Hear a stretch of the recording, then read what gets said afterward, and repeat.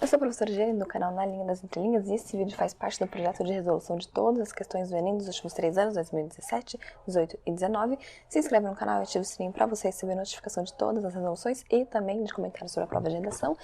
Nós temos vídeos independentes, de questões resolvidas separadamente, mas também temos alguns vídeos com questões agrupadas. Isso faz parte do projeto de discutir os tópicos que mais caem na prova, os assuntos mais frequentes. Então, assistir esse vídeo aqui para você entender essa divisão e também para você encontrar essas questões que não estão postadas em vídeos independentes, mas sim em vídeos agrupados, tá bom?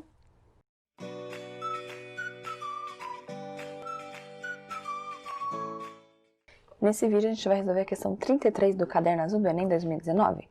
Inverno, inverno, inverno, tristes nevoeiros, frios negrumes da longa treva boreal, descampados de gelo cujo limite escapa-nos sempre, desesperadamente para lá do horizonte, perpétua solidão inóspita, onde apenas se ouve a voz do vento que passa uivando como uma legião de lobos, através das cidades de catedrais e túmulos de cristal na planície, fantasmas que a miragem povoam e animam, tudo isto, decepções, obscuridade, solidão, desespero e a hora invisível que passa como o vento, tudo isto é o frio inverno da vida. Há no espírito o luto profundo daquele céu de bruma dos lugares onde a natureza dorme por meses à espera do sol avaro que não vem. Então, mais um texto literário que o Enem traz pra gente, um texto de Raul Pompeia, e eu percebo aqui o uso de muitas figuras de linguagem. Então, um texto poético, porque é um texto em que predomina a forma como se fala, não é o conteúdo que está sendo ressaltado aqui, não é o assunto, não é o objeto do texto, mas principalmente o modo como esse objeto é construído, o modo como ele vai falar sobre isso, qual é a forma, e é uma forma cheia de recursos da linguagem, cheia de figuras, por exemplo, tristes nevoeiros. O nevoeiro é triste, tristeza é uma característica humana, então tem uma personificação da natureza aqui, O nevoeiro, que ele poderia ser um nevoeiro branco, um nevoeiro escuro, uma característica mais concreta, assim, vamos dizer assim, mais literal, mas não, ele é um nevoeiro triste. Ali eu tenho uma voz do vento. Então o vento ele tem voz, ele não faz um barulho do vento, ele tem uma voz, como uma pessoa. Eu tenho um sol que é avaro. O que é avareza, A avareza é a pessoa que é mão de vaca, a pessoa que dá pouco, que ela guarda tudo para ela mesma. Então o sol avaro é o sol que não vem, eles falam um sol que não vem. Um sol que guarda para ele aquele calor dele, a luz dele. Então esses elementos que dão tanta vida, ele não vai disseminar, ele não vai esquentar as pessoas, ele não vai tá ali iluminando a vida das pessoas, ele vai guardar tudo para ele. Então o sol, vamos dizer assim, que não serve para nada, que tá ali por estar. Então eu tenho características físicas, características de pessoas na natureza. Então isso a gente chama de personificação, você personifica, você torna uma pessoa aquilo que não é. Então uma figura de linguagem. O que mais que a gente tem aqui? O inverno da vida. O inverno da vida é uma metáfora, Então o inverno que remete a esse momento, Tudo é frio, tudo é obscuro, porque literalmente fica um pouco mais escuro, a gente sabe, o dia escurece mais cedo, pelo menos aqui onde eu moro. Então você tem ali esse inverno, só que não é o inverno da estação, é da vida. Então você vive aquele momento da vida em que tudo é frio, tudo é esquisito, tudo é meio obscuro, tudo é meio desanimado, tudo é meio triste. Então essa associação que ele faz, então é uma metáfora. E a gente tem também os recursos orais, os recursos sonoros, Quando a gente fala assim, inverno, inverno, inverno, por que ele repete? Ele não tem vocabulário? Ele não podia falar a palavra uma vez só? Porque ele quer dar ênfase, é claro que foi proposital. Ele eu não percebi que eu escrevi 3 vezes uma palavra. Claro que ele percebeu, naquela época não tinha Word, pra poder falar, olha, repetiu. Claro que ele percebeu, Ele escreveu de propósito, porque ele queria dar essa ênfase, inverno, inverno, inverno, tipo, que saco, inverno de novo, não acaba nunca, que inverno intenso. Então essa intensidade, essa ênfase, tá na repetição. Então a repetição também como recurso. E a própria aliteração, a repetição do R, Triste nevoeiro, frio negrume, treva boreal. Então veja como esse som vai se repetindo, dando uma sonoridade, dando um ritmo pro texto. É um texto que explora muito os recursos e daí, que o Enem vai querer.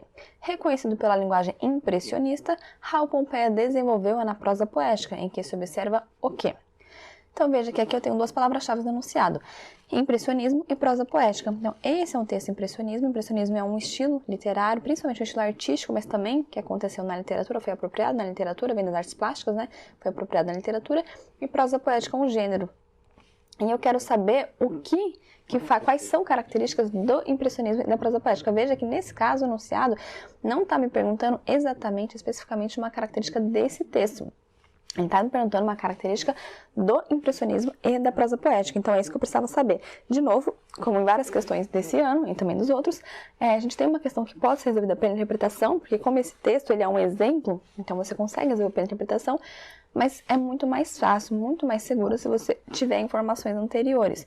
Então, se você souber o que é impressionismo, se você souber o que é a prosa poética, você resolve com muito mais facilidade. A gente vai perceber isso ao longo da leitura das alternativas, tá bom? Então, vamos lá. O que eu observo no impressionismo e na prosa poética? A. Imprecisão no sentido dos vocábulos. Claro, Jane, porque o texto é impreciso. Você mesma disse que tem muitas figuras de linguagem, fala por comparação, não dá para entender direito. Pois é, pessoal. Lembra que eu sempre falo para vocês analisarem bem o sentido de cada palavra e achar uma incorreta e riscar? A imprecisão não está no sentido dos vocábulos. Se você pensar nas palavras aqui, elas são muito precisas. Você consegue formar, inclusive, uma imagem do que a pessoa está falando. Triste, nevoeiro, é um nevoeiro que é triste. Você tem lá uma neve caindo num lugar escuro. Você consegue, eu acho que você consegue, né, montar uma paisagem triste. Então, a imprecisão não está no sentido. Mas por que tem essa sensação de ser impreciso? Porque eu tenho uma descrição que não é tão precisa. Então, veja, não é a palavra em si, ele não usa palavras ali que não são claras. Mas a descrição, ela não é literal. Então, que nem eu falei, eu poderia falar assim, a parede da minha casa é bege. Todo mundo vai ver, todo mundo que enxerga, quem não é daltônico consegue ver que a parede é bege. Então, é um fato. É uma descrição, mas é uma descrição literal, uma descrição concreta, uma descrição objetiva. Agora, se eu falar assim, a parede da minha casa é elegante, a parede da minha casa é bonita, é subjetivo, porque daí se eu falar que ela é bonita, você não sabe como ela é. Se eu falar que ela é elegante, você não sabe como ela é. Então, a imprecisão estaria mais na descrição, porque você consegue saber o que é elegante, mas você não sabe o que é elegante para mim. Então, não é impreciso porque eu usei a palavra elegante ou porque ele usou a palavra triste nevoeiro. É impreciso porque eu não sei o que para ele é triste, porque eu não sei o que para mim é elegante. Então, a imprecisão estaria no fato da descrição ser subjetiva, e essa já é uma das características do impressionismo, aí o seu conhecimento externo. Impressionismo vem de impressão. Então, é a ideia de você representar a realidade externa a partir da impressão interna. Então, você não vai olhar e escrever as coisas como elas são para todo mundo. Você vai escrever as coisas como elas são para você. Então, qual é a impressão que aquela paisagem causa em você, de acordo com as suas experiências, com as suas vivências, com o seu pensamento?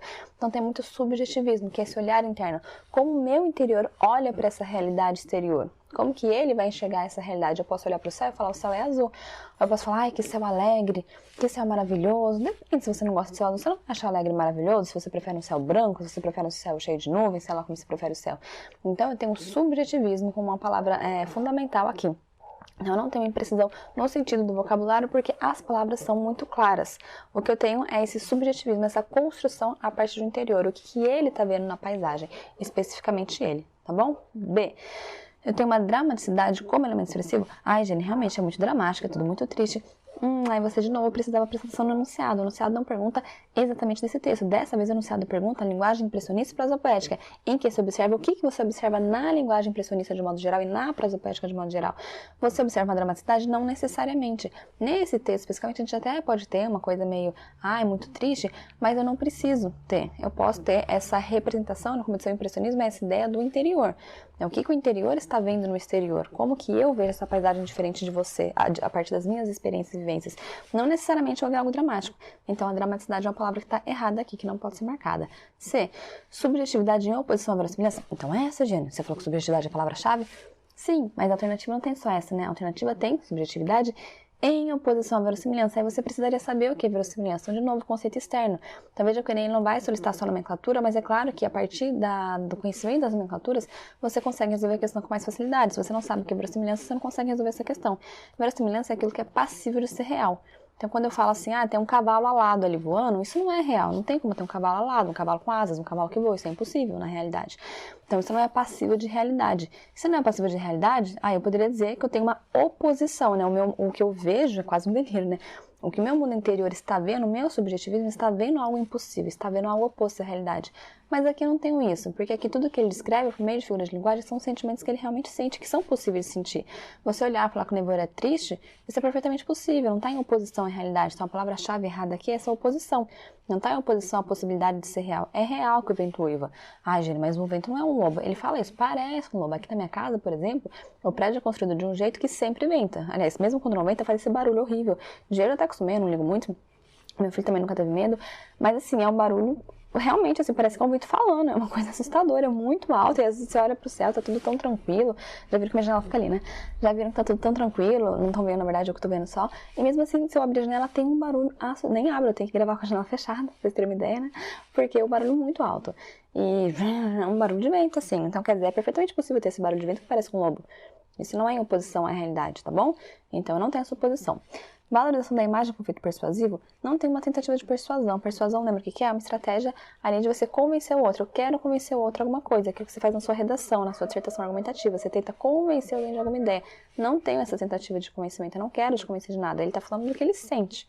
Tanto faz o que você sente, que ele não tá nem aí, ele tá ali porque ele sente. E por fim, tem uma plasticidade verbal vinculada à cadência melódica. Essa questão que acabou gerando muita, essa alternativa, né, que acabou gerando muita confusão, aliás, acho que toda a questão. O que é essa plasticidade verbal que muita gente não sabe, né? É um conceito que a gente não fala muito, porque na verdade eu acho que aqui o Enem ele se apropriou de uma palavra ali, né? Não é um conceito que a gente costuma falar tanto, então ficou meio confuso, né? Plasticidade verbal. Quando tem um conceito e você não sabe o que é, o que você faz? É a dica que eu sempre dou. Pensa na palavra em outros contextos, né? Porque as palavras, geralmente, mesmo que elas tenham significados diferentes, elas costumam estar de alguma forma relacionadas. Nem sempre, mas no caso, se você não sabe, você arrisca, né? Então pensa, plasticidade, o que é plasticidade? Em outros contextos, por exemplo, física. Lá na física, na química, plasticidade é aquele elemento, né, que sofre plasticidade, é elemento que sofre transformação, que sofre uma deformação. Então ele se deforma. Se ele se deforma, ele se transforma. Se você pensa hoje em dia, as pessoas falam muito de plasticidade cerebral. O que é essa plasticidade cerebral? É a capacidade que você tem de moldar. Se você vai no dicionário, você vai ver que plasticidade significa exatamente isso. Aquilo que pode ser moldado. Aquilo que pode ser, portanto, transformado. Então, plasticidade é uma característica daquilo que pode ser moldado de acordo com os meus interesses, transformado. Quando a gente fala de plasticidade cerebral, é isso. Eu posso moldar o meu cérebro. Meu cérebro não é o que ele é, eu nasci assim, vou morrer assim. Não, meu cérebro pode ser moldado, ele pode ser trabalhado de acordo com os meus interesses. Eu posso levar ele às potencialidades máximas, posso explorar ele nos limites máximos. Então é isso que eu tenho aqui, uma plasticidade verbal. Eu tenho um verbo no sentido de linguagem, né? A gente tem que falar texto verbal. Eu tenho uma linguagem que é moldada, uma linguagem que é levada ao seu limite máximo. Exatamente, a gente vê como o Raul Pompeia aqui, ele está explorando a linguagem, ele está ali moldando para os interesses dele. Ele tem uma imagem na cabeça dele, quando ele olha para a realidade, ele utiliza vários recursos linguísticos para conseguir mostrar isso. Então ele tem ali essa plasticidade, essa moldação, essa transformação, quase uma deformação da realidade pela linguagem, né? Então a gente tem essa plasticidade sim. Vinculada à cadência melódica, cadência, de ritmo, né? E melódica de melodia, que fica um pouco mais fácil. Então aqui eu tenho duas palavras-chave, eu tenho essa preocupação formal de um lado, e eu tenho também, de outro lado, esse ritmo, essa sonoridade, exatamente o que eu tenho nesse texto, e também são as características centrais do movimento impressionista e da prosa poética. Aí entra de novo o seu conhecimento externo, né, que a gente já falou que seria fundamental, seria muito mais fácil de você resolver a questão. No impressionismo, já falei para vocês o que é, vamos falar agora um pouco da prosa poética. Prosa aqui em oposição a verso, né, verso, cada linha de um poema, agora eu tenho pessoas que escrevem sem verso, então escrevem em prosa, em linhas corridas, como em narrativas, como em romances. Porém, elas utilizam recursos da poesia. Quais são os recursos principais da poesia? É bastante complicado, né? É difícil definir a poesia, não há um consenso exatamente uma definição, até porque ela mudou muito ao longo dos séculos, mas eu tenho duas características que são mais estáveis, que praticamente todo mundo concorda que são características próprias que definem a poesia, não que definem unicamente, é só isso, não limitam, né? Não limitam a poesia, mas que estão ali, são essenciais na poesia. É a questão da sonoridade. Então, poesia vem lá do gênero lírico, lírico vem de lira, lira é um instrumento musical, justamente porque antigamente a poesia era cantada, então essa marca desse ritmo permanece. E esse ritmo ele vem pela repetição.